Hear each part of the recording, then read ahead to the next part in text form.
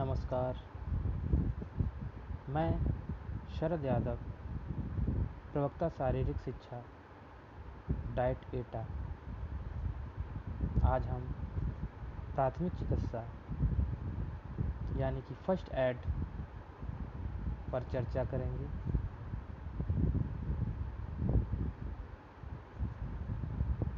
प्राथमिक चिकित्सा first aid क्या है?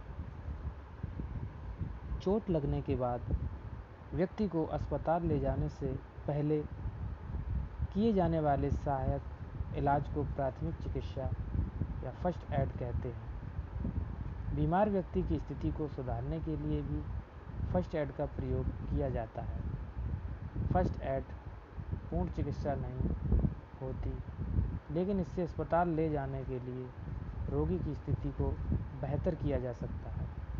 अस्पताल ले जाते समय या मदद का इंतज़ार करते समय किसी व्यक्ति को प्राथमिक चिकित्सा देने से उसकी जान बच सकती है। आपातकालीन स्थिति में कुछ आसान तकनीकों और बहुत कम उपकरणों का इस्तेमाल करके किसी को प्राथमिक चिकित्सा देने के लिए आपको विशेष ट्रेनिंग की आवश्यकता नहीं है। यह आसानी से सीखा जा सकता है। प्राथमिक चिकित्सा का महत्व। प्राथमिक चिकित्सा से केवल जान ही नहीं बचाई जाती, इससे व्यक्ति के ठीक होने का समय भी कम होता है और व्यक्ति को कोई बड़ा शारीरिक नुकसान होने से भी बचाया जा सकता है। प्राथमिक चिकित्सा करना सीखने से आप आपातकालीन स्थिति में शांत रहना और प्राथमिक चिकित्सा की आवश्यक प्रक्रियाओं के बारे में सीख सकते हैं। इससे आपका आत्मविश्वास बढ़ेगा और आपातकालीन स्थिति में आप अधिक प्रभावपूर्ण चिकित्सा कर पाएंगे। निम्नलिखित बातों से आपको प्राथमिक चिकित्सा का महत्व समझ आ जाएगा। हर बार एक्सीडेंट होने पर या चोट लगने पर अस्पताल जाने की आवश्यकता नहीं होती, लेकिन इसका मतलब यह नहीं कि घायल व्यक्ति को दर्द या परेशानी नहीं हो रही। अगर एक बच्चा बुखार या चोट के कारण रो रहा है तो इसका मतलब है कि उसे परेशानी हो रही है। सही तरह से पट्टी करने या ठंडी सिकाई करने से आप उस बच्चे की समस्या को कम कर सकते हैं। आप शांत रहकर बच्चे को भावनात्मक सहानुभूति भी दे सकते हैं, जिससे वह सुरक्षित महसूस करेगा और उसकी परेशानी भी कम होगी। अगर पीड़ित व्यक्ति को सही समय पर प्राथमिक चिकित्सा न दी जाए तो उसकी स्थिति अधिक बिगड़ सकती है। मदद का इंतज़ार करते समय आप उस व्यक्ति को प्राथमिक चिकित्सा देकर उसकी स्थिति बेहतर कर सकते हैं। अगर फर्स्ट एड बॉक्स उपलब्ध नहीं है तो आप आपातकालीन स्थिति में घर में मौजूद अन्य चीज़ों का इस्तेमाल करना सीख सकते हैं। अगर आपको घायल व्यक्ति की स्थिति का सही आकलन करना आता है तो आप डॉक्टर को पीड़ित व्यक्ति की सही स्थिति के बारे में बता पाएंगे, जिससे वक्त लगेगा। प्राथमिक चिकित्सा का सही जानकारी होने से आप घायल व्यक्ति की मदद करने के साथ साथ अपनी भी सुरक्षा करेंगे, ताकि घायल व्यक्ति के साथ आपको भी मदद की आवश्यकता न पड़े। प्राथमिक चिकित्सा का उद्देश्य। प्राथमिक चिकित्सा के निम्नलिखित 3 मुख्य उद्देश्य होते हैं। पहला है जान बचाना। प्राथमिक चिकित्सा का सबसे मुख्य उद्देश्य होता है घायल या पीड़ित व्यक्ति की जान बचाना। किसी व्यक्ति की जान बचाने के लिए आप हमेशा डॉक्टर पर निर्भर नहीं रह सकते। ऐसा संभव नहीं है कि घटनास्थल पर हमेशा कोई डॉक्टर मौजूद हो। इसीलिए सही तरीके से प्राथमिक चिकित्सा देने से घायल व्यक्ति की जान बचाई जा सकती है। अर्थात आपको कुछ बेसिक जानकारियां हैं जो हमारी जीवन रक्षक प्रणाली के लिए बहुत ही उपयोगी हैं, तो उनका पालन करके आप तत्काल किसी को भी फर्स्ट एड के माध्यम से बचा सकते हैं। क्योंकि किसी भी घटनास्थल पर ज़रूरी नहीं है कि वहाँ तत्काल आपको चिकित्सीय सुविधा या अस्पताल उपलब्ध हो सके।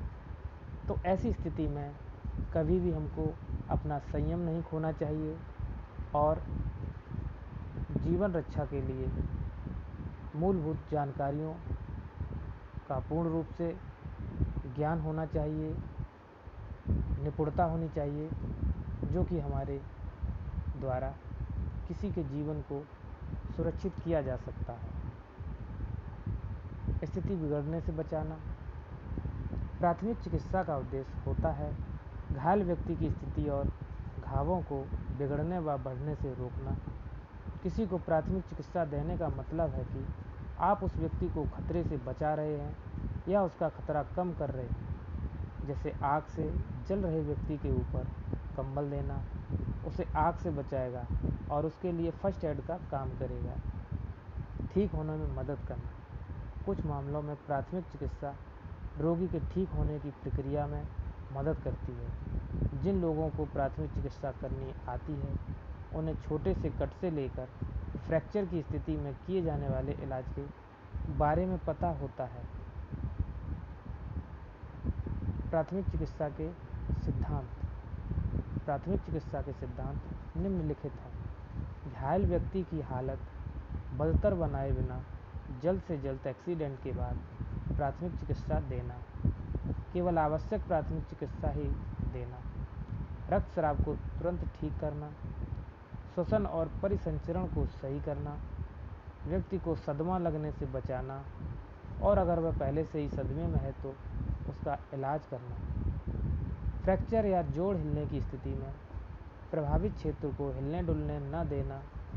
आसान प्रक्रियाओं और दवाओं से दर्द को ठीक करना। घायल व्यक्ति को जल्दी ठीक होने का आश्वासन देना और उसका हौसला बढ़ाना। अतः प्राथमिक चिकित्सा बहुत ही उपयोगी है और प्राथमिक चिकित्सा के माध्यम से कईयों का जीवन बचाया जा चुका है और इसका पालन करके भविष्य में हम कईयों को सुरक्षित रख सकते हैं। उनके बहुत कीमती जीवन को हम बचा सकते हैं और ऐसा करने से हम किसी व्यक्ति पे आश्रित जिस व्यक्ति या कोई व्यक्ति जिसके ऊपर उसका पूरा परिवार डिपेंड है और कोई घटना हो जाने पर उसको हम प्राथमिक चिकित्सा देकर बचा सकते हैं। अतः हम सबको प्राथमिक चिकित्सा के मापदंडों का पालन करना चाहिए और हो सके तो इसका एक हम प्रशिक्षण भी ले सकते हैं ताकि भविष्य में हम फर्स्ट एड किट के माध्यम से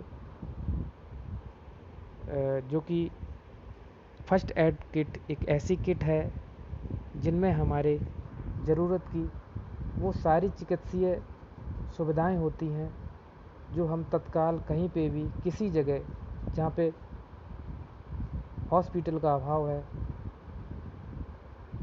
तो वहाँ पे हम उस किट के माध्यम से व्यक्ति को तुरंत उपचार दे सकते हैं। चाहे वो जल गया हो, चाहे डूब रहा हो पानी में, चाहे उसको सर्पदंश हुआ हो या फिर वो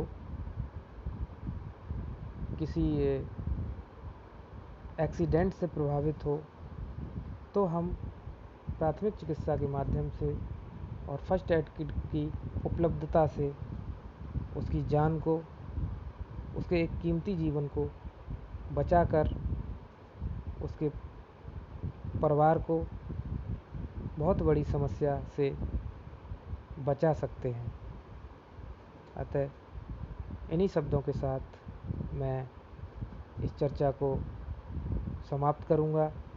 अगर किसी को कोई सुझाव देना है या किसी प्रश्न को रखना है तो अपने कीमती सुझाव को चैट बॉक्स में अवश्य लिखें और मैं उसका रिप्लाई देने का पूरा प्रयास करूँगा। अतः इन्हीं शब्दों के साथ मेरी तरफ से सभी को धन्यवाद।